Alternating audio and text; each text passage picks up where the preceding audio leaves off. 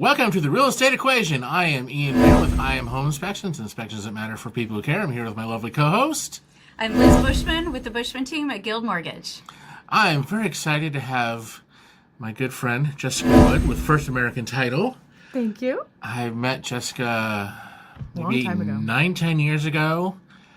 And when I first started expanding and thinking about expanding, I called you up. And we'd only met once. And I was like, can you meet me at Starbucks? I'm like, I remember. I have questions about marketing, and you were so nice and you came and helped me. So I was, and then we've known each other for. And look at you now. I know. And just out at events, we always seem to be at the same events, knowing the same people, at the same things. Same gym. And then one day, my wife and I joined a new gym, and then in walks Jessica. And whoa, we go to the same gym. So we've been very intertwined for a long time. So I'm really, really happy to have you. Likewise. I'm happy to be here. Thank you. I'm honored. So, this experience goes back when I bought my very first house. You know, I'm all nervous and excited about buying my first house. And we get down to the final day of signing and closing. And I look at the final HUD, and it says title insurance, and there's this charge that I'm expected to pay, and I looked at my real estate agent and, what is this charge? What does this mean? Why am I paying for it? And he's just like, you have a choice. And I was like, okay. Not uncommon. But I'm really befuddled. So title, I find a lot of people don't really understand, so we want to sort of demystify title. Love it. So we're going to go through a bunch of common terms that in the real estate world I know get interchanged, but have some slightly different meanings. So first, what do we mean just by the word title? Title is ownership of a property. Mm-hmm. Title. So then Simply put. Okay. The ownership of a property. So what do we mean by title insurance? Title insurance protects the ownership rights to that property. It's our responsibility to make sure a property has clean title for a new buyer. Mm-hmm. So what do we mean by clean title? Well, we'll get into that. Okay. Basically that there aren't any issues that the new buyer is going to be inheriting down the line. So what's a situation or issue where a homeowner would have to then contact their title insurance company? There's a lot. It could be forgery from 50 years ago, a deed executed under duress, a misapplied tax payment, bigamy that went unknown. There's all kinds of things people don't think about that can affect your ownership rights to a property. Mm-hmm. And that's what we're there for. Mm-hmm. So we buy a title insurance policy. How long is that good for? So what's interesting about title insurance is that title insurance is typically covering issues from the past, whereas most other forms of insurance are preventing future potential issues, right? Car, home, any kind of other insurance I'm missing, but title insurance is typically protecting you from past issues, and you pay a one-time fee at closing that you referenced. Right. It's a one-time fee that you pay at the closing of your property, and then you are covered for as long as you are the owner of that property. Mm-hmm. So past experiences. So the previous seller can't come back and say, well, I still own this house. Exactly. Or sometimes, family members of a previous owner try to turn up and say that property is ours. Well, that's why we've done our due diligence and we've dug into the chain of title before you even become the owner of that property, and we're making sure that title is clean for you. Okay, this is starting to make sense now. I was watching a History Channel special the other day, and they were talking about certain groups trying to prove that they had certain ties to certain lands centuries ago. And I was like, well, what does it have to do with anything? So that's really what title is coming to, making sure that someone who previously had a claim to the house doesn't have a claim when you buy it. Yes, sir. Oh, see, this makes a lot more sense now. I'm glad I could help. You're probably not the only one with these questions, so this should be helpful information. That is why we're here. We're here to answer questions and sort of demystify the real estate experience. So prelim is a term that's thrown around a lot, which I happen to know stands for preliminary title report. Having previously been in the mortgage business on the wholesale side 20 years ago, I used to read a lot of prelims. So what is the difference between a prelim, which is preliminary title report, and the actual title report? A preliminary title report is what we order when a realtor takes a listing and they're going to be selling that property, and we want to do our due diligence prior to a new buyer purchasing the property. And so we're looking at a specific parcel of land and any liens and encumbrances associated with that parcel of land is what we're taking a look at. And then the final policy that the buyer receives is essentially a declaration of their coverage and any exceptions. So when is the final report issued? After closing. After closing. Okay. So the next question. So we were just talking about this off camera. Title reports. They're usually 4 or 5 pages long of small print and a lot of really dry Legal jargon. legal jargon. So how important is it for the end consumer to read their title report? I definitely recommend reading them. I'm well aware that they can be a little bit confusing. It's a lot of legal jargon. So my recommendation for a buyer would be to ask your realtor to go through it with you, and even ask that realtor's title rep to go over it with you. I do that often.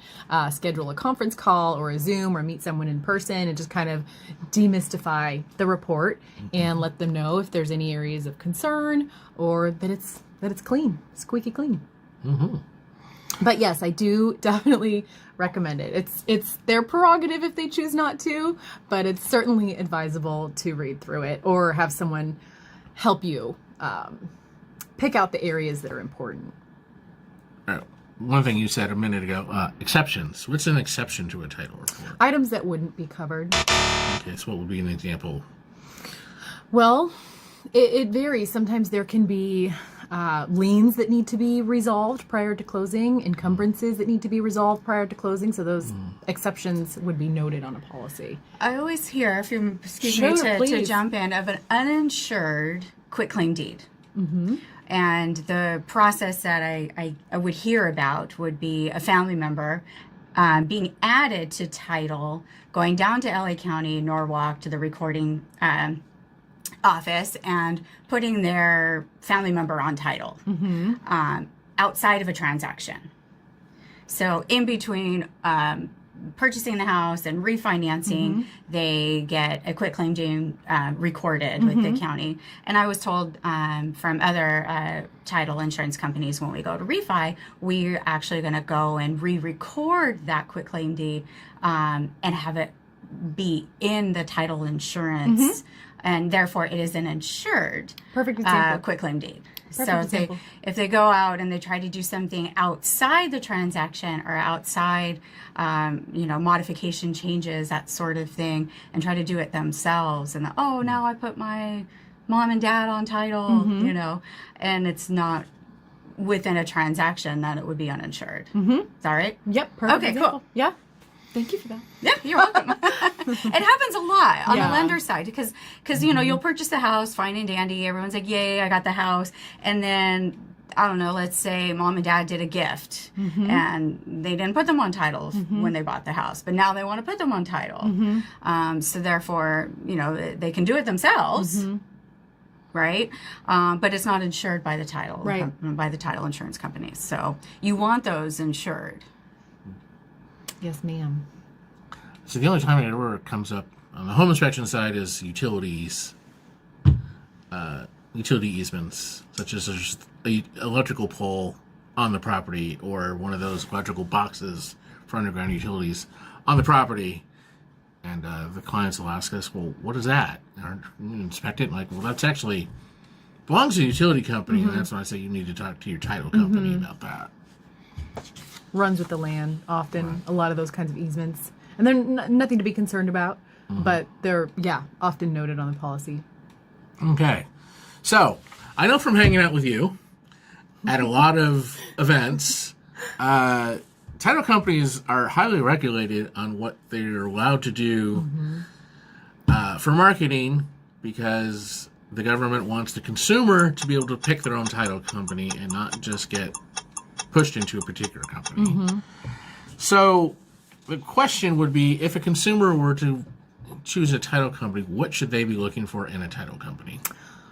I think there's several things that are really important to look for. Number one would be financial stability.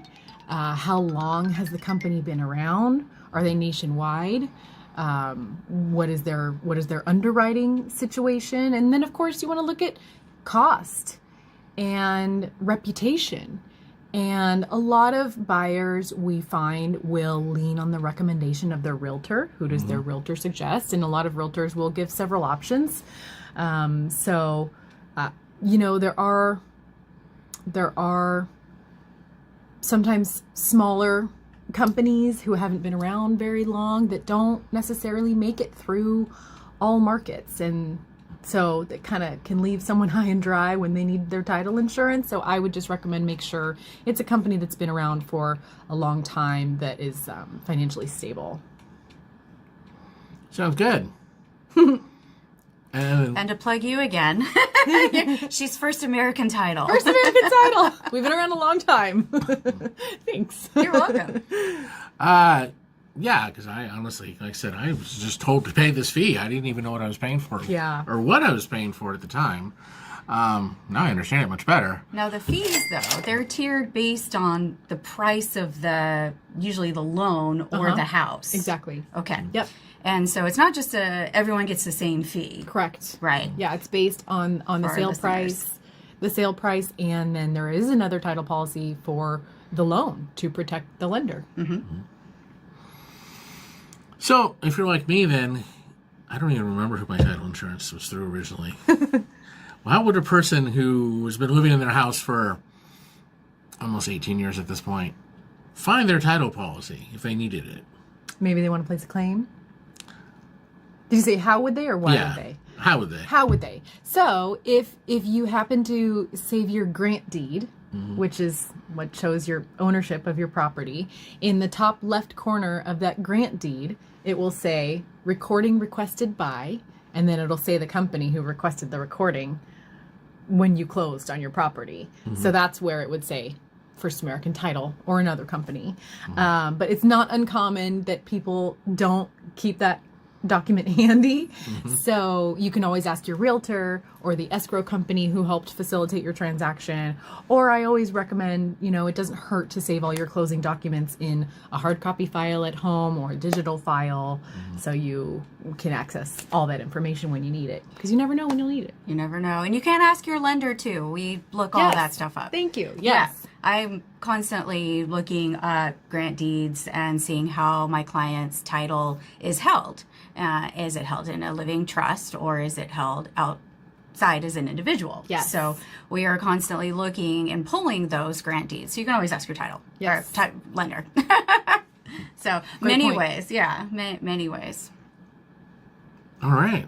Those are all my questions. Do you have any follow-up questions, Liz? I do, in fact. So when I bought my house, about 2 to 3 weeks after, we moved in and everything. So we're one of those that we moved in right away because we didn't want to pay double rent and interest. And I'm in the industry, so it's like I know the expenses. I started getting letters in the mail saying that for an X amount of dollars, we will send you a copy of your grant deed and your deed of trust. And when I did a little digging, I found out that these are scam companies. Yeah. Yes. And people don't know that. They don't know that they're being, I'm going to use the word poached, for example, for information that is not any third party that helped them buy the house. So be careful, new homeowners. Be aware of any letters that you get in the mail that look fishy, because They probably are. So that's where you want to contact your realtor. You want to contact your lender, your escrow partners, and if you have that direct relationship with your title company, and find out more about, how to get a free copy, because you can get a free copy. And 9 out of 10, you probably got one. You just didn't know it. That's so not uncommon. Yeah. After close of escrow and a buyer's moving in and everything's chaotic and they don't know what's junk mail and what's important mail, so it's not uncommon that people end up tossing it. Yeah. But what I like to do when I'm on a transaction, I like to actually send a copy of that recorded grant deed digitally to the buyer's agent. Oh, cool. So the buyer's agent can then pass it along and say, "Oh, look, it's official." It's kind of exciting to see their name on the grant deed, and then a copy usually does come in the mail later from the county. But that's a great point that you bring up, because if you send it to the buyer's agent, then it gives them another talking point to say, "Hey, how is that place going for you?" Instead of being a task-oriented, Exactly. Person in sales, you become a relationship-based person in sales. So and some of that's my great. clients like to do something fun with it. Like the buyer's agent will sometimes frame it or do something cute with the that's cool. grant deed. Yeah. It's like your first dollar when you Right. It's official. Here's your first home. All right. So, Jessica, how can real estate agents and consumers get a hold of you? Call me, text me, email me, Facebook me, Instagram me, LinkedIn. She's on the media. I'm easy to find. I will provide my email. It's jessicawood@firstam.com. That's probably the easiest way to contact me, and then I can help guide you towards any of those other channels that you'd like. All right.